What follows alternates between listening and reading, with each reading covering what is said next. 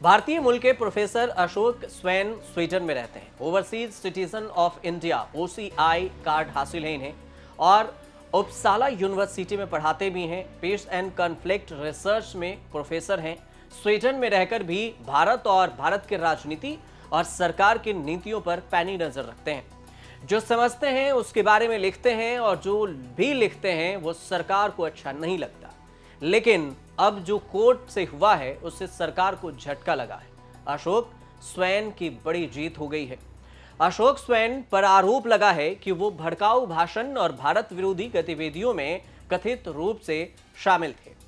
केंद्र सरकार से उनकी लंबी लड़ाई चल रही है और नवंबर 2020 में पहली बार कारण बताओ नोटिस देकर सरकार ने पूछा था कि क्यों नहीं आपका OCI रजिस्ट्रेशन रद्द कर दिया जाए। बार बार उनकी नागरिकता को निशाना बनाकर भारत आने का रास्ता रोक दिया जा रहा था और रोका भी गया। स्वीडन और लातविया में भारतीय दूतावास ने पहली बार 8 फरवरी 2022 को स्वैन का IOC कार्ड ब्लॉक किया और तब अशोक दिल्ली हाईकोर्ट से लड़ाई लड़े। 10 जुलाई 2023 को हाईकोर्ट ने सरकार के OCI कार्ड रद्द करने का आदेश रद्द कर दिया। हाईकोर्ट ने कहा था कि सरकार ने केवल रद्द करने का ऑर्डर दिया, कोई कारण नहीं बताया। जैसे ही अशोक स्वैन को हाईकोर्ट से राहत मिली, सरकार ने 20 दिन बाद फिर खेल कर दिया। 30 जुलाई 2023 को फिर से उनका OCI कार्ड रद्द कर दिया गया। 3 साल से अशोक स्वैन भारत नहीं आ पा रहे थे और तब से अशोक स्वैन भारत आने और बीमार मां के इलाज के लिए बेटे का फर्ज अदा करने के लिए कोर्ट के चक्कर काट रहे थे।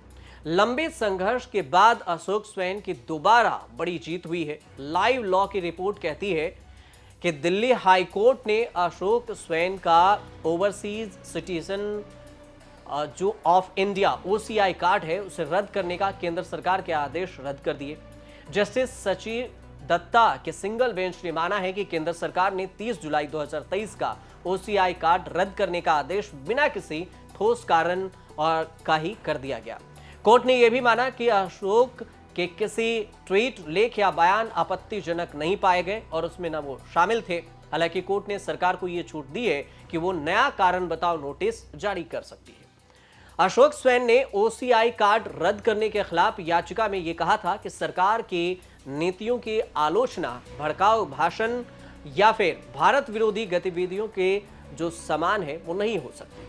याचिकाकर्ता स्वैन को मौजूदा सरकार या उसकी नीतियों पर विचारों को रखने के लिए परेशान नहीं किया जा सकता। स्कॉलर के रूप में सरकार की नीतियों पर चर्चा, आलोचना करना उनका काम है। ओवरसीज सिटीजन ऑफ इंडिया यानी OCI कार्ड 2005 में शुरू हुआ था और विदेश में रहने वाले भारतीयों को दोहरी नागरिकता की बड़ी राहत दी थी। और ये कार्ड उन लोगों के लिए बड़ी सुविधा बनी जो विदेश में रहते हैं लेकिन भारत की नागरिकता बनाए रखना चाहते हैं। जिनको OCI कार्ड मिला है वो वापस भारत आकर स्थायी रूप से रह सकते हैं, काम कर सकते हैं लेकिन वोट नहीं डाल सकते, पॉलिटिकल एक्टिविटीज नहीं कर सकते, प्रॉपर्टी नहीं खरीद सकते और एक बार OCI स्टेटस मिल जाए तो वीजा की जरूरत नहीं रहती। और ऑफ द सिटीजनशिप एक्ट 1955 के सेक्शन 7D में यह व्यवस्था बनी है कि OCI कार्ड रद्द हो सकती है अगर कार्ड होल्डर किसी फ्रॉड में शामिल पाया गया, तो भारत के संविधान का अनादर किया या दुश्मनों को जंग में मदद करता हुआ पाया गया तो।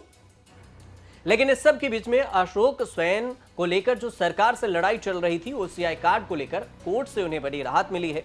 इस वजह से उनकी चर्चा खूब हो रही है। आप देखते रहिए न्यूज़ तक।